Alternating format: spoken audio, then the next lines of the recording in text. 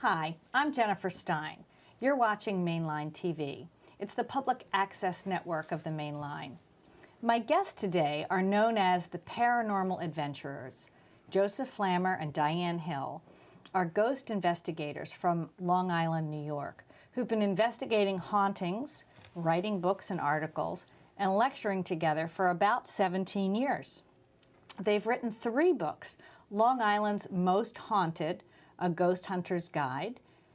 They've written Long Island's Most Haunted Cemeteries, that was in 2010, and Ghosts, Ghouls, and Monsters of Long Island in 2012.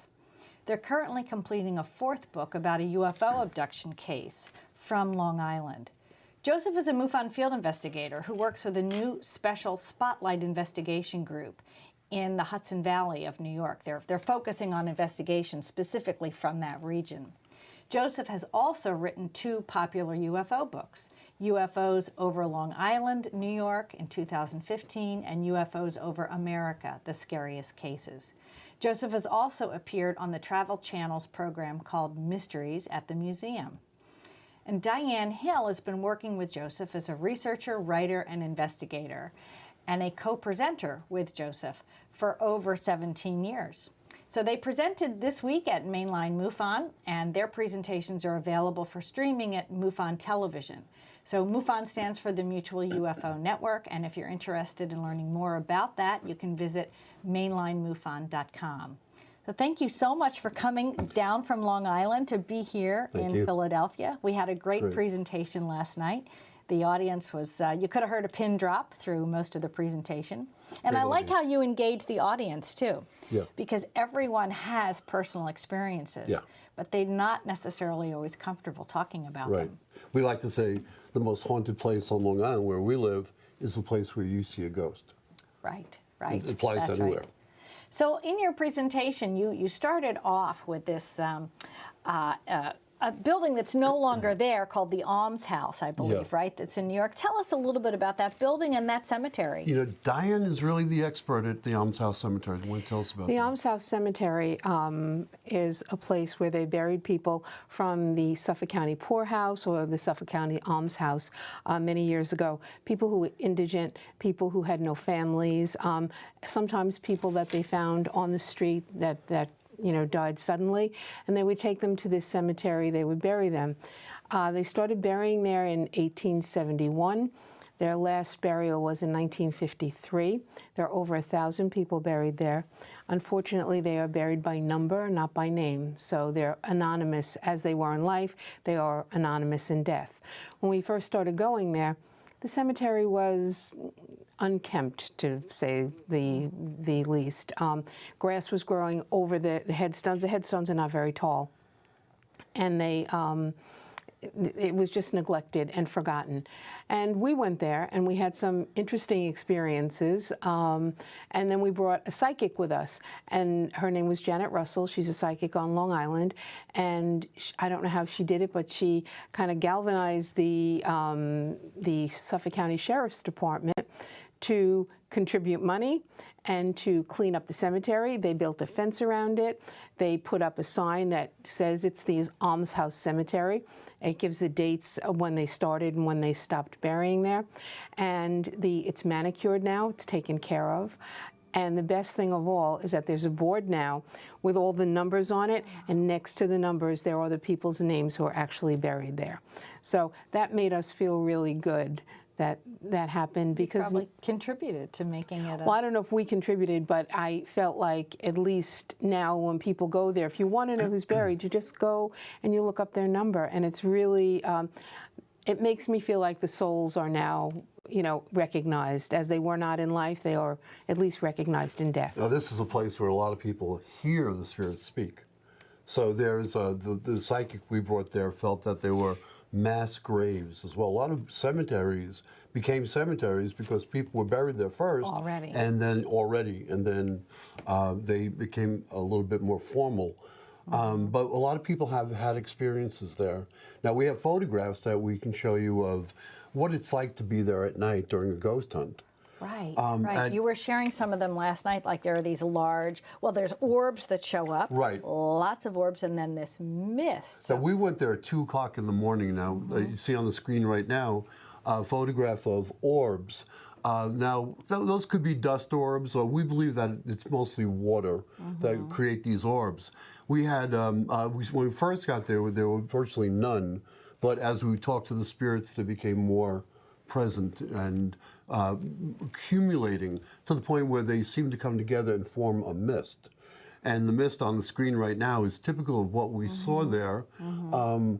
It went from mist to heavy mist surrounding Diane, and a cold air that seemed to, it wasn't the ambient air, because we've experienced this and checked it out with thermometers, it's inside of us.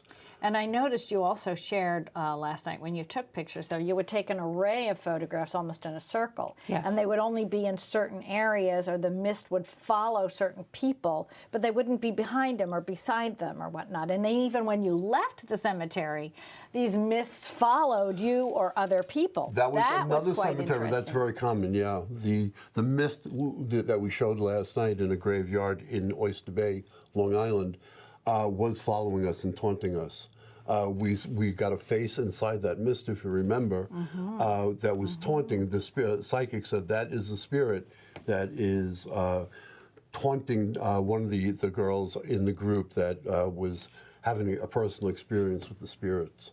Wow. Now, if we look at the screen right now, if we can go back a little bit to a couple, maybe 5 or 6 photos. We go back a little bit more, and we're going to see the orbs turned into mist. They're the orbs. We're going to go now to the next photograph, which turns into the mist, and we go on to the next one, and we see that the mists keep going. We're going to go into, you can even see faces. If we back up one more, we actually even see faces inside the mist, or forms. A lot of people see things that don't really look human. They seem to be some kind of, some people feel maybe even alien type faces. We don't know. That's reading into it. If we move forward, though, Diane had a personal experience. You could tell us about this. As Joe said, it got cold. Not the ambient air, but seemed to be coming from inside me. It wasn't that cold out, but I said, you know, I'm ready to go. It's really, I'm cold and I need to get home. And as I normally do when I leave a cemetery, I said, thank you. For allowing us to come in and visit. And I heard to the right of me an answer that said, you're welcome. Very deep voice. And I was like, we can't leave yet. So we went out. I walked where I heard the voice, and I put my hand out, and I asked the spirit to please touch me. I'm a Reiki practitioner, so my hands are sensitive, and I actually felt a hand or something slide across my palm over my fingers, and as soon as it was gone, my hand was ice cold. The photo on the screen right now is showing what looks like a figure that actually touched Diane's hand. You can see a lot of people feel that it's an image of a man with his sleeve rolled up on his right hand, right arm, and he's standing over Diane. She knew he was there. Wow. You shared an interesting story last night, too, of a woman who was explaining she had an encounter where she felt a hand on her shoulder. Yes. You want to recount that one? Because I thought that was really interesting. She was at one of our presentations, and she said that we asked, as we normally do, has anybody had an experience? And she said her dad had passed, and she said she was sitting at her kitchen table, and she felt a pressure on her shoulder, like a hand, and she reached back to touch it to see if she could feel it, and she put her hand there, and it was a hand with only 3 fingers. And she said her father had lost 2 fingers, and that's what she felt. So, wow. Yeah, and she said that was very comforting to her. You know, some people say they get scared, and our philosophy is they don't come back to harm you. They come back to express love. There's no, you know, we're not demon believers. You know, a lot of these shows like to show demons because it's something that people like to get scared, right? But in reality, that's not the way it is. My mother used to say to me all the time, be afraid of the live ones, not the dead ones. And that's my philosophy. Right. Well, I've had encounters where people have come to say goodbye. You sure have. They've showed up. I shared one last night. Yes, it was quite interesting. Yeah. Where a gentleman showed up in my car just to say goodbye. And you didn't know he was dead? I didn't know, but I paid attention to it, but it was a very hectic day for me. It was my husband's birthday. I was cooking. I was having 20 people over for dinner and whatnot. And I was on my way to the farmer's market, and all of a sudden this guy is in my car saying goodbye to me. So that night at dinner, the phone rang, and it was this gentleman's son calling, and I knew why he was calling. He was calling to tell us that his dad had passed.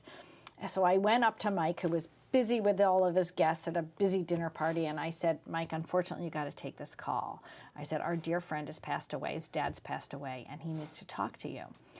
Now, when I was on the phone with our friend, he didn't say to me, I need to tell you that my dad has passed. He just said, I need to speak with your husband. I need to speak with Mike, because Mike and this gentleman were very good friends. So when I handed the phone to Mike, I said, our friend, Larry has died, and this is Scott. He's on the phone. He needs to speak with you. So immediately when my husband got on the phone, he expressed his condolences. But Scott hadn't told him or me yet that his dad had died. Right. So he was like, Michael, how did you know? Who told you? Because no one knew. This was like his second phone call. Wow. No one knew his father had died. And he said, well, Jen told me. So I was kind of outed. I was kind of exposed. I was like, oh, no. All right, now we know. Jen sees the departed. But I don't. It's just every once in a while, there is such a strong impression that you have to pay attention to it. Right. A lot of people ignore their intuition, and they shouldn't. Right. They should pay attention to what's happening around them. People dismiss it as coincidence. I don't think so. I think you really need to pay attention to things that are happening around you, because you might be getting messages and be totally unaware. That's right. We have a second set of photographs. We call them 28 to 37. I think those are the numbers we have arranged. That show an experience Diane had talking about intuition and talking about direct communication at the same graveyard that we just showed a few minutes ago. Yes. Those photographs, there's right now is an image of Diane in a graveyard where... And that's not a graveyard, that's Sweet Hollow Road. So a place called Mount Misery on Long Island, where this thing appeared behind Diane. And you can see that it is creepy. It's a face that does not look human at all. And if we move on to the next photograph, well that's really what some people feel it looks like, the image that we saw at that time. Now, if in the photographs, we had a young lady who was in the graveyard when we were there, and she was distraught because her sister had died 2 years earlier. And if we go to the next photo, she saw that her sister's image inside a fire that her mother had created with leaves in their backyard that same day. So she was very sad. She came to this graveyard with her friends. We didn't know them at all. And they're the friends. And we see that there's a large misty orb around the friends gathered together, right near where she was. You can see 3 men right there surrounded by this orb. Well, the orb also was around her. It seemed to hover over her head. And we were fascinated with this. I took 2 photographs, this is the second right now, of her with the orb, the mist, over her. We don't know really what that was, but it wasn't. We don't think it was anything related to dust or pollen or snowflakes or rain, as would be typical with orbs. If we go to the next photograph, Diane started having an experience with a certain grave in the graveyard. You notice her hands are yellowish, they're goldish, because she was experiencing some kind of communication with this particular grave. Now we look at her hands right here, and here's a blow-up of them. We have this golden light that seems to emanate from her hands, and we think that this is some kind of spiritual entity. It's some kind of, if you look at this go back to the original photo right here, you look at the grave, you see also golden light on top of the grave. So it corresponds to what's happening with the hand. Yeah, it's interesting that her hands won't come in focus either. I had a problem focusing on the rest them. of the picture's in focus, but her hands don't seem to be. Something is going on there. She was feeling the pulsation while it was happening. Right. She was saying, Joe, I'm feeling this incredible power. Okay, so we move on. Diane is now, go back one photo. Diane, we have to move forward one photo. We got a pair of hands on one of the gentlemen that was standing, talking to Diane. Go to the next photo, if possible. This is a blow-up of some hands that appeared on a man's chest. That they weren't there. You were didn't not see them. there. No, They're not their hands, and it was happening while Diane was talking with them. So this experience, I don't know. Maybe you could describe what you were feeling at that time. I was drawn to the grave. There was a light. Not an artificial light, it was an actual street light kind of thing from the Public Works Department that is right near the cemetery. And there was light falling over 3 graves. And I was drawn to this one particular grave, I believe it was 939. And I put my hands out. And normally when I do Reiki, I keep my hands, you're taught to do this. I have to touch, I'm Italian, I need to touch people. And I had my hands not facing each other, but I had them pointed down, and I could feel the energy coming up from the ground. And I talked to the spirit, and I said, could you come up and meet me, please? And I thought, maybe you're just dreaming this. So I moved over to the next grave, and I put my hands out. There was nothing, no energy, nothing. I went back, and the energy started to get stronger and stronger. And I said to Joe, something is happening here. I don't know what it is. I said, but you need to come over here.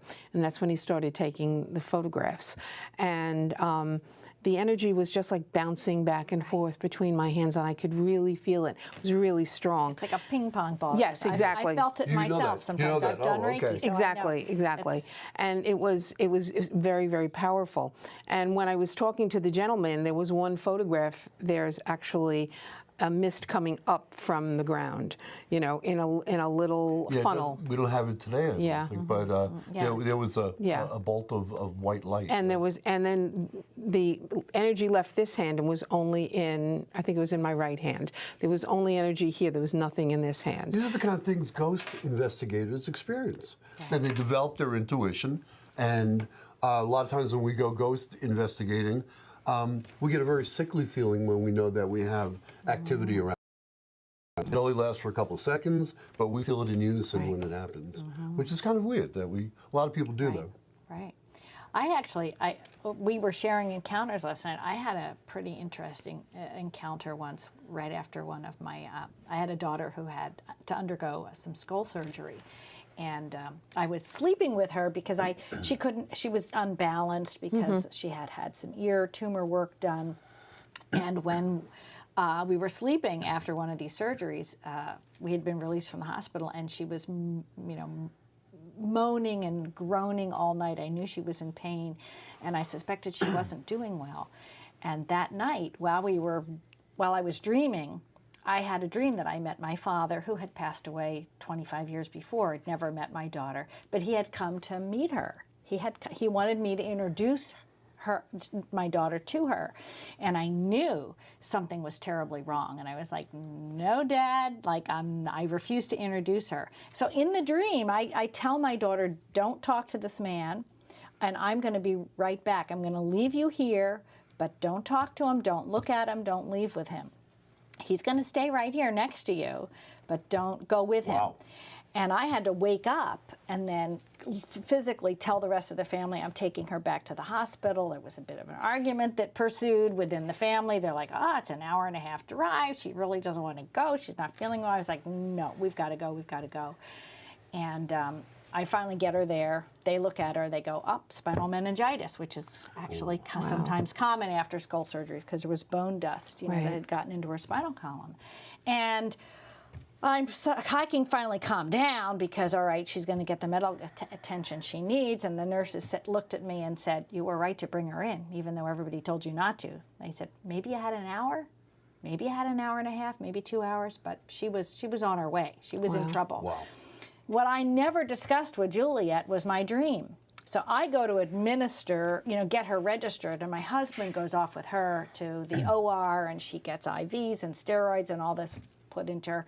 I show up about an hour and a half later in the room, and Juliet is telling my husband that she had a dream, that I was on a street with her, and she met this man, and the man wanted to take her, and I left her. How could I do that? And in the dream, she was a little girl, and she was recounting to my husband, it was like I was little, like 5 or 6, and Mom left me on the street with this strange man. And wow. so she had the same dream. Wow. That's like you could edit that whole thing in Did she actually see his face? No, she never looked in his eyes, because I told her not to. Because when I contacted with my father's eyes, his eyes penetrated me with a knowledge that he was there to usher her to the next world. I mean, it was a telepathic communication. Right. He didn't necessarily tell me, she's in trouble, you have to get her to the hospital. I mean, it was just enough of a heartfelt understanding. And it was all done with love. I mean, he was definitely there out of love and concern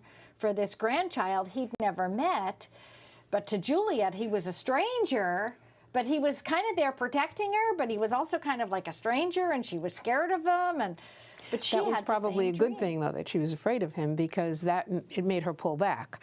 Rather than go toward towards him, she pulled back. Yes, yes, yes. But she was teeter-tottering on, a Right. close position where she could have easily transitioned over if we hadn't gotten her the medical care she needed. Right. Wow. So there's so much we don't really understand. This is one of those barriers, life and death. Once you cross over that veil, when people lose people, that veil is quite thin, and they can get messages from them, and things can happen. Pictures can fall off the wall, and books can fly off the shelf, and all sorts of things. It's almost like there is a thin veil of communication during that transition period, and right near and around it. And suddenly our understanding of this, we have the no nature. access to really information about death. We have access to information about what our children are going to look like, DNA, but there's no DNA information about death. Why? Because people don't procreate after they have death. They die. So there's no information. Right. There's a wonderful organization called IONS, the association, or I forget what it all stands for. It's AINDS, something like this. It's like an association of near-death studies. And it's made up of doctors and nurses, because those are usually the people on the front lines these days with people, or even some emergency service people, EMT people. And they are now trying to help people who have had these near-death experiences and come back, because their lives are forever changed. Their worlds are expanded. Sometimes they come back with precognitive or other psychic gifts. Often, yeah. And then it's, how do I live with this gift? When you're a little more expanded or exposed, and you have insight and knowledge into somebody who's sick, or a car that's going to break down, or an accident that's about to occur, or a bridge that's going to collapse. I mean, they often have these incredibly psychic abilities to literally like put their hands on a device and know what's wrong with it, why it's not working right. I mean, it's quite bizarre. We did have a woman in an audience years back in Queens. She came up to us after the show, and she said, "I have to tell you something." She said, "You're not going to believe me, but I'm going to tell you anyway." She said, "The night before 9/11, I had a dream that was going to happen." She said, "And I had no way to warn anybody." She said, "How could I, what could I do?" They wouldn't believe me anyway. Exactly. And she said when it happened, she felt so guilty and horrible. And I said, "Please don't." I said, I said, "I don't know why you saw it.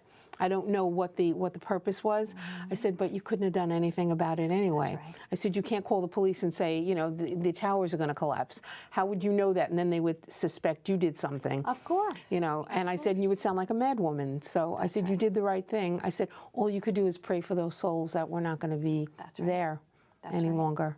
I have a group of friends, a group of goddess friends, and which actually included for a while Linda Moulton Howe, because she was living in the Philadelphia area. So we would get together, we would have lunches or dinners, potlucks, and we were meeting May 5th prior to the towers falling. And we had a discussion amongst us. do you get a sense that something's about to happen? Like, what do you feel? And we each predicted a part of 9/11, but we had no idea how it fit together in a bigger picture. You know, and I was having dreams of planes flying into buildings, but they were more like low buildings, like shopping malls or grocery stores. But I would see this plane flying low, slamming into a building, this explosion fire going off, and I was like, what's happening? Am I going to be in a plane crash? Is somebody I know going to be in a plane crash? You know, are there going to be a lot of plane crashes? I mean, you know, I could not get further information from it, but other people saw different parts of it. They saw an invasion into our privacy, difficulty in banking, you know, people listening in on cell phones, a lot of, you know, and us sort of turning over our power for protection, but really it would be a type of supervision or investigation into all of us as citizens, which had never existed before. Right. So we all kind of saw a part of it. It's quite troubling. Yeah. And yet, maybe that means that we do have these psychic abilities or powers, and maybe those travel with us beyond, you know, our life here. Maybe there is a soul and an essence that comes back and tries to communicate as well with those who are living and those that they love. It gives people hope. Yeah.